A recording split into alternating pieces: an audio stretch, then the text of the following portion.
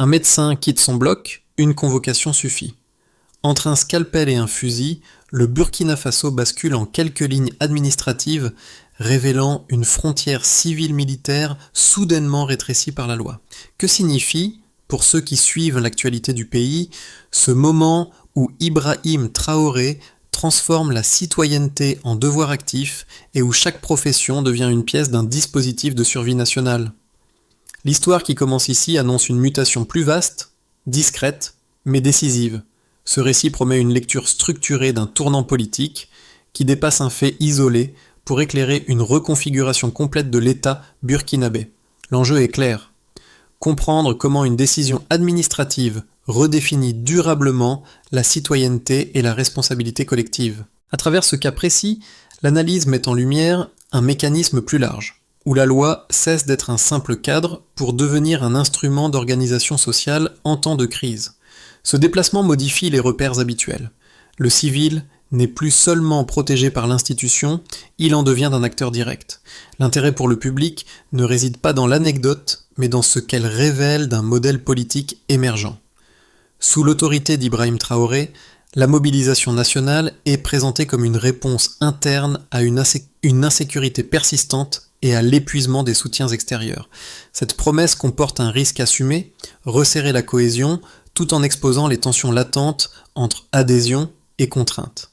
Ce qui suit cherchera donc à mesurer ce basculement sans exagération ni simplification, en observant ses effets concrets sur les institutions et la société.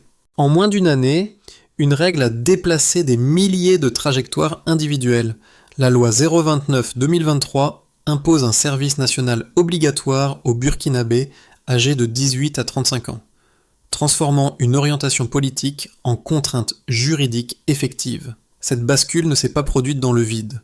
Le Burkina Faso évolue dans un environnement marqué par l'expansion de groupes armés, l'érosion progressive de l'autorité étatique dans certaines zones rurales et une lassitude croissante face aux réponses sécuritaires venues de l'extérieur.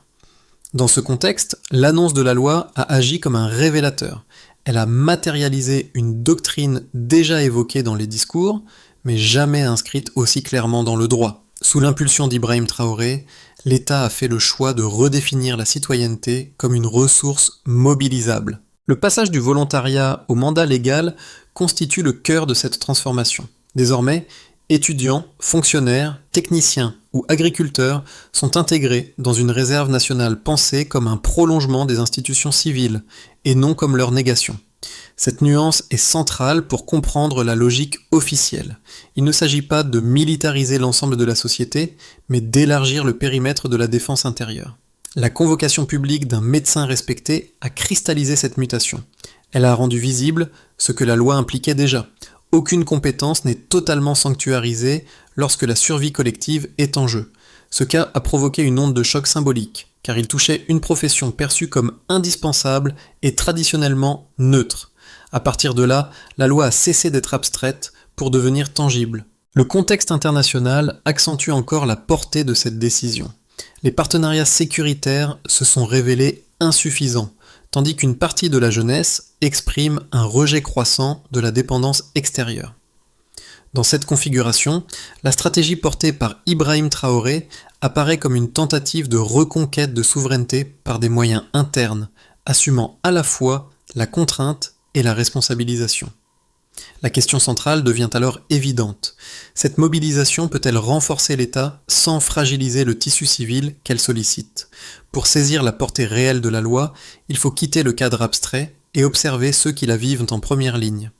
Dans un hôpital de la capitale, l'absence soudaine d'un anesthésiste expérimenté a obligé une équipe entière à se réorganiser. Les collègues décrivent moins un chaos qu'un ajustement contraint, marqué par une tension psychologique nouvelle. Chacun comprend désormais que son expertise peut être redéployée selon les priorités nationales. Le choc n'est pas seulement opérationnel, il est symbolique, car il rompt avec l'idée d'une protection implicite des professions médicales. Un second relais apparaît dans le milieu universitaire. Des étudiants en fin de cycle ont appris qu'une phase d'immersion patriotique deviendrait obligatoire avant l'accès à l'enseignement supérieur. Les réactions initiales ont mêlé inquiétude et pragmatisme. Plusieurs enseignants reconnaissent que cette clarification supprime une zone grise persistante. L'université n'est plus un espace séparé de la réalité sécuritaire, mais un maillon assumé du projet national. Cette intégration forcée modifie la relation entre savoir académique et engagement civique. Ces deux situations produisent des effets rapides. Dans les institutions, la surprise laisse place à une forme de résilience organisée. Les acteurs concernés ne contestent pas tous la légitimité de la mesure, mais ils doivent intégrer une nouvelle logique de disponibilité permanente. Le changement le plus notable n'est pas logistique, il est mental. La frontière entre rôle professionnel et devoir citoyen devient perméable. Ces récits, encore fragmentaires, montrent que la loi agit comme un révélateur de priorités collectives. Elle oblige chaque secteur à se repositionner face à l'État et à la crise sécuritaire. Le déclenchement ne vient pas d'une opération militaire, mais d'un acte administratif rendu public. La convocation d'un médecin circule d'abord dans des cercles restreints, puis franchit rapidement les frontières institutionnelles. Les réseaux locaux s'en emparent, les discussions quittent entre les hôpitaux pour gagner les marchés, les foyers et les administrations. En quelques heures, l'événement cesse d'être individuel, il devient un signal. La loi, jusqu'alors perçue comme un cadre général, prend un visage concret et immédiatement compréhensible. La montée en intensité est rapide. Les citoyens réalisent que la mesure ne s'arrête pas à un cas isolé. Les fonctionnaires sont appelés à se déclarer disponibles. Les universités intègrent l'immersion patriotique dans leur parcours. Les entreprises privées sont invitées à coopérer avec les autorités. Le système cesse d'être théorique, il devient mécanique. Chaque nouvelle directive ajoute une couche supplémentaire rendant la mobilisation plus lisible mais aussi plus contraignante.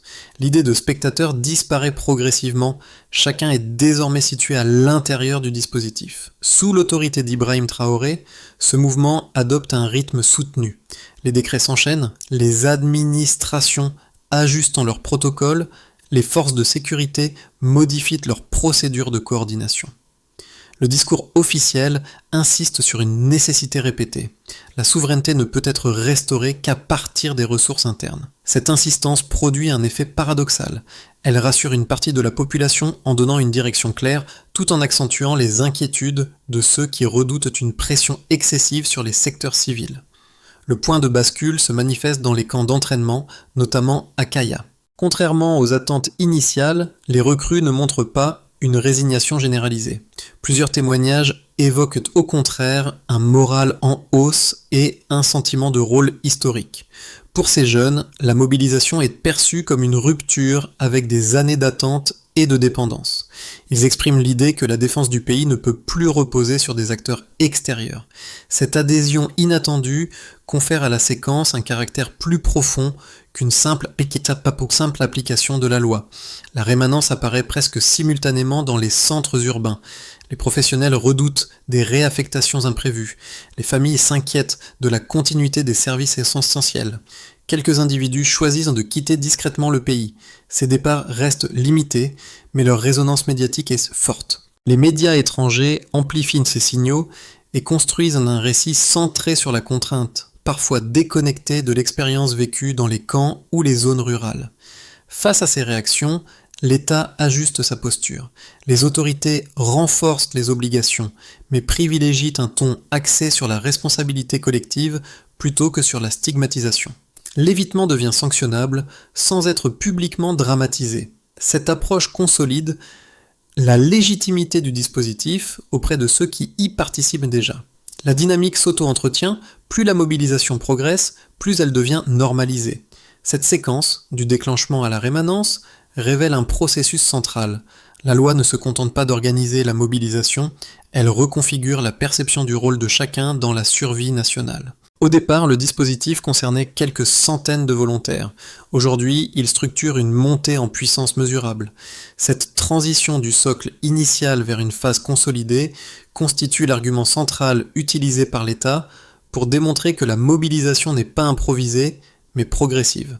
Pour commencer, 3000 citoyens ont déjà achevé une formation civique et patriotique. Ce volume sert de référence pour illustrer la capacité d'absorption du système sans rupture immédiate. Il indique que le passage de l'intention à l'exécution a franchi un seuil critique. Pour les autorités, ce chiffre montre que la loi ne reste pas théorique. Elle produit une cohorte identifiable, capable d'être réaffectée selon les besoins prioritaires. La formation agit ici comme un filtre, transformant une obligation générale en compétence mobilisable. Ensuite, 2000 fonctionnaires ont participé à une immersion militaire structurée. Cette donnée marque un déplacement important dans la culture administrative. L'objectif affiché n'est pas la militarisation des métiers publics, mais l'harmonisation des réflexes face à une crise prolongée. Les responsables des sessions soulignent un double effet, une meilleure compréhension des contraintes sécuritaires et une prise de conscience des limites opérationnelles de l'État. Ce retour d'expérience modifie les pratiques quotidiennes, notamment dans la coordination interservices. Il crée un langage commun entre institutions civiles et priorités nationales. Enfin, plus de 600 stagiaires ont été formés à des métiers techniques essentiels. Menuiserie, mécanique et compétences liées à l'énergie figurent parmi les spécialités ciblées. Ce chiffre prend toute sa portée lorsqu'il est mis en regard de l'état des infrastructures dans les zones affectées par l'insécurité. Les villages et corridors économiques fragilisés manquaient de savoir-faire immédiatement mobilisable. La formation technique devient alors un levier de stabilisation territoriale et non un simple complément au dispositif militaire. Ces trois ensembles de données forment une lecture cohérente. Ils suggèrent une montée en puissance graduelle plutôt qu'un basculement brutal. Sous l'autorité d'Ibrahim Traoré, les chiffres sont utilisés comme un outil narratif autant que comme un instrument de pilotage. Ils servent à démontrer que chaque profession peut être orientée vers une mission compatible avec ses compétences sans être systématiquement exposée au front. Les critiques internationales soulignent toutefois les limites de cette approche chiffrée. Même des indicateurs positifs peuvent masquer des tensions latentes. La saturation des secteurs clés, la fatigue administrative et les départs isolés rappellent que la capacité d'absorption n'est pas infinie. Cependant, les données disponibles montrent une organisation par palier, avec des ajustements continus. L'enjeu n'est donc pas la véracité des chiffres, mais leur interprétation. Ils décrivent un système adaptatif encore fragile, qui cherche à équilibrer contraintes légales, adhésion partielle et continuité civile. Ce delta mesurable n'annonce pas une réussite définitive, mais il prouve que la mobilisation produit déjà des effets observables, impossibles à ignorer. Une première lecture, largement relayée par des observateurs internationaux, présente la mobilisation nationale comme un glissement préoccupant. Selon cette analyse, l'extension du service obligatoire à l'ensemble des professions brouille durablement la frontière entre civils et militaires. Elle risquerait d'affaiblir les secteurs essentiels, notamment la santé et l'éducation, en exposant des compétences rares à des réaffectations imprévisibles. Les départs discrets de certains professionnels et l'inquiétude exprimée dans les centres urbains sont cités comme des signaux avant-coureurs d'une pression excessive sur le tissu civil. À long terme, cette dynamique pourrait engendrer une concentration du pouvoir difficile à modérer. Une seconde lecture défend au contraire la rationalité du dispositif dans un contexte d'insécurité prolongée. Ces partisans soulignent que la mobilisation ne signifie pas un retrait mécanique des compétences de leur environnement naturel. Des médecins sont redéployés vers des cliniques rurales plutôt qu'envoyés en zone de combat. Des ingénieurs renforcent des réseaux endommagés. Des instructeurs civils transmettent des savoir-faire techniques aux nouvelles recrues. Dans cette perspective, l'objectif affiché par Ibrahim Traoré consiste à transformer la contrainte en levier de souveraineté opérationnelle, en s'appuyant sur des ressources internes jusque-là sous-utilisées. La réponse argumentée se situe entre ces deux pôles. Les éléments observables montrent que le système articule uniformité juridique et flexibilité fonctionnelle. La loi impose un cadre commun, mais prévoit des mécanismes de transfert et d'ajustement ciblés. Les tensions sont réelles et les inquiétudes légitimes, notamment dans les milieux urbains sensibles à la continuité des services. Toutefois, les données issues du terrain ne confirment pas une militarisation aveugle et immédiate de la société. Les résultats enregistrés dans certaines zones, comme l'amélioration du moral des recrues et la reconstitution de compétences techniques locales, indiquent une interaction plus complexe. Le modèle ne garantit ni l'unité totale, ni un basculement autoritaire automatique. Il produit un équilibre instable où cohésion et contrainte coexistent. Le débat ne porte donc pas sur une alternative simple, mais sur la capacité du dispositif à évoluer sans dépasser le seuil de saturation sociale.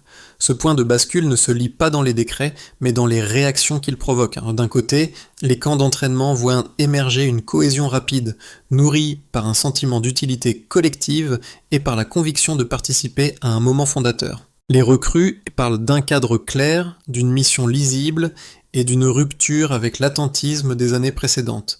La contrainte y est réinterprétée comme une direction. De l'autre côté, les centres urbains avancent à un rythme différent. Les inquiétudes persistent autour des réaffectations, de la continuité des services et de l'impact sur les trajectoires individuelles. Les familles et les employeurs composent avec une incertitude diffuse, faite de rumeurs, d'anticipation et d'ajustement permanent. Cette prudence ne se traduit pas toujours par un rejet, mais par une vigilance constante. C'est dans cet écart que se situe la révélation centrale. La politique impulsée par Ibrahim Traoré ne produit pas une expérience uniforme.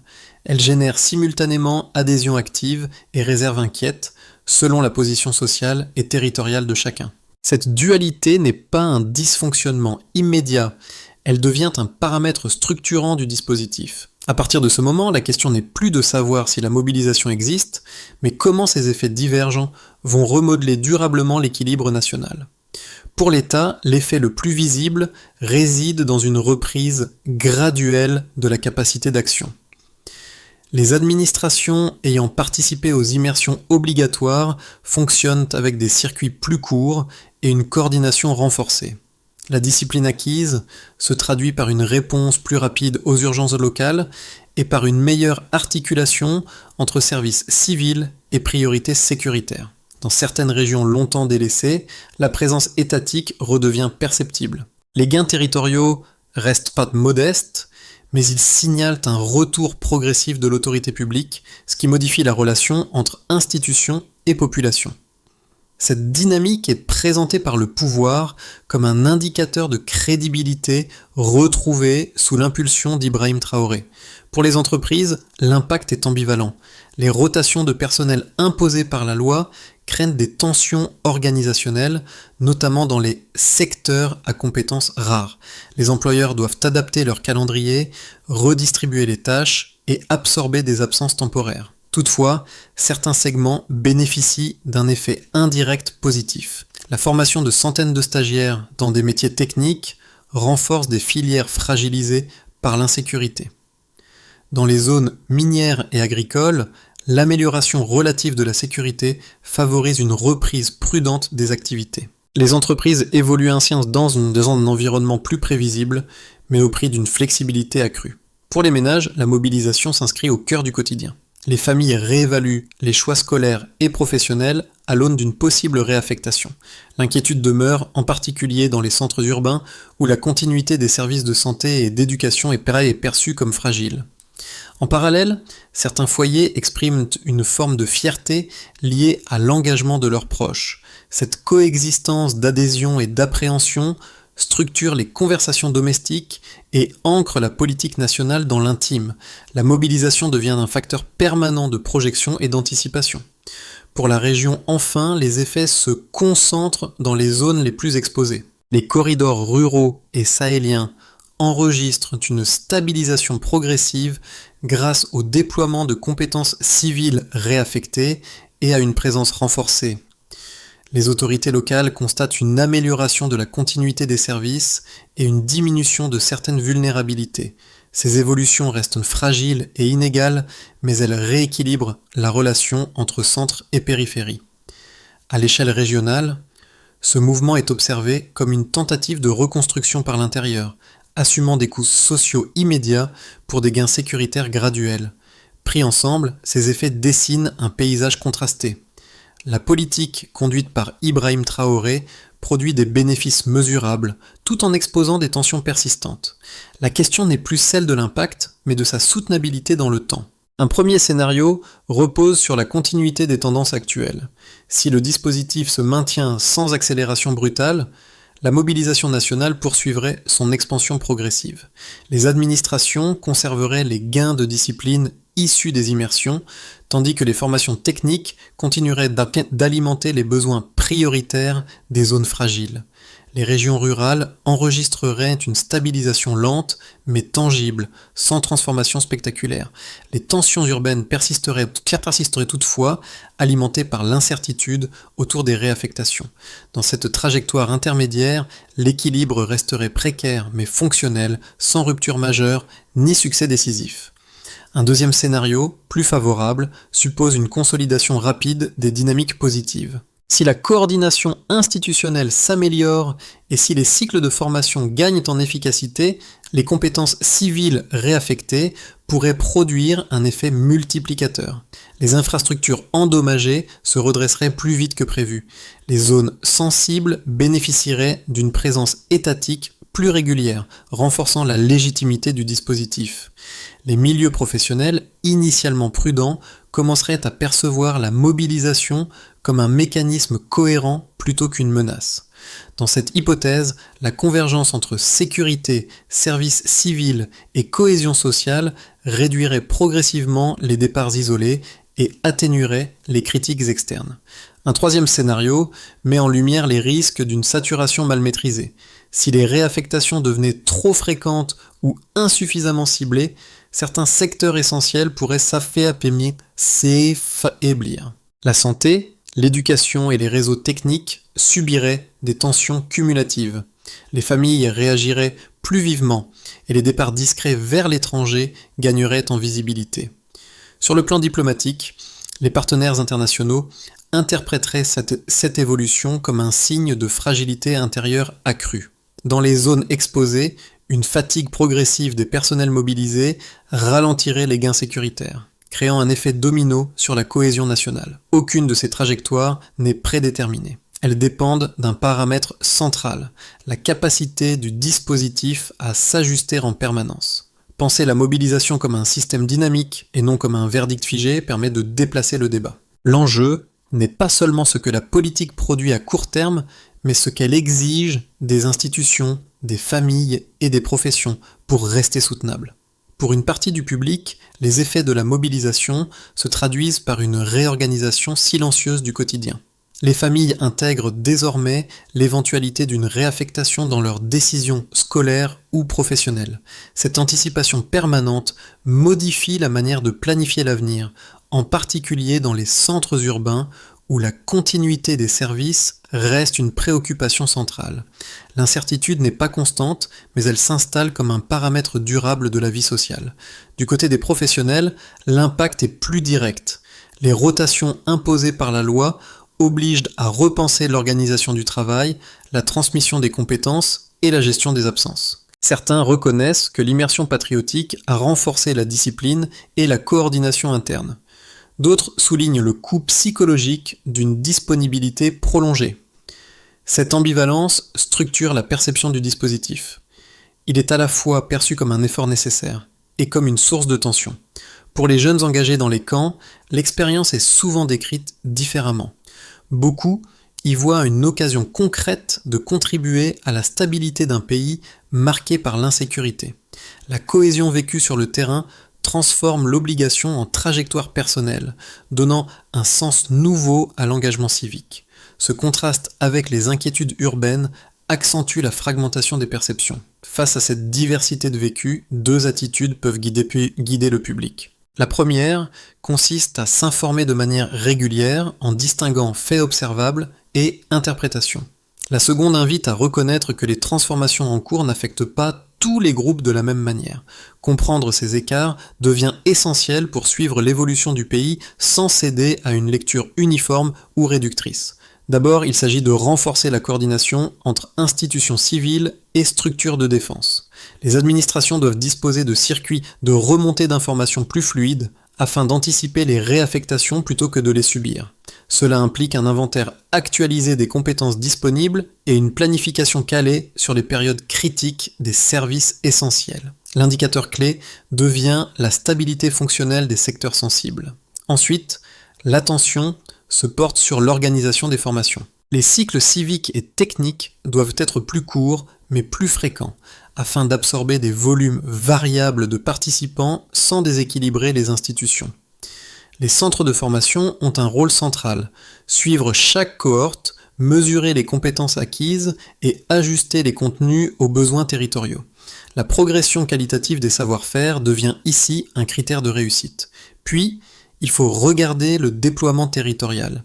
Les autorités locales doivent travailler avec des unités de coordination pour orienter les compétences civiles vers les zones où l'impact est immédiat.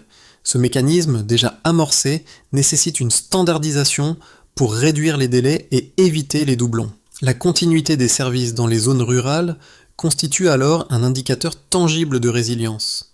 Après cela, l'objectif est d'apaiser les tensions urbaines. Une communication claire sur les rotations et les durées de mobilisation permet de réduire l'incertitude qui alimente les inquiétudes familiales et professionnelles. La baisse des demandes d'exemption et la stabilisation des effectifs en ville servent de mesures d'efficacité. Enfin, la cohérence du discours reste déterminante.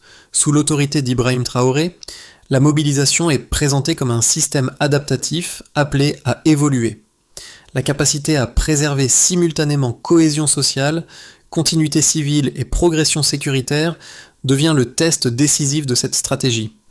L'histoire avait commencé par une image simple, un médecin quittant son bloc opératoire, un scalpel remplacé par une tenue de mobilisation. Ce contraste, d'abord perçu comme une rupture choquante, est devenu un symbole durable de la transformation en cours. Il résume la tension fondamentale entre compétences individuelles et responsabilité collective, entre vocation personnelle et exigence nationale.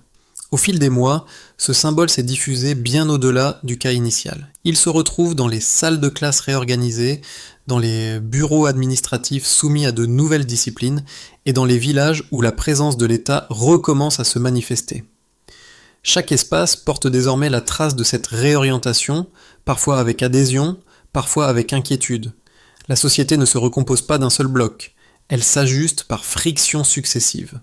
Sous l'autorité d'Ibrahim Traoré, cette architecture mouvante prend la forme d'un projet assumé, mais encore instable.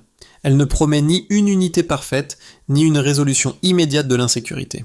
Elle expose plutôt une vérité plus inconfortable. La survie collective exige des arbitrages qui laissent rarement tout le monde indemne. La cohésion se construit dans la tension. Ce rappel final renvoie à l'image initiale. Entre le geste médical et l'effort national, le pays explore une voie étroite, façonnée autant par l'engagement que par le doute.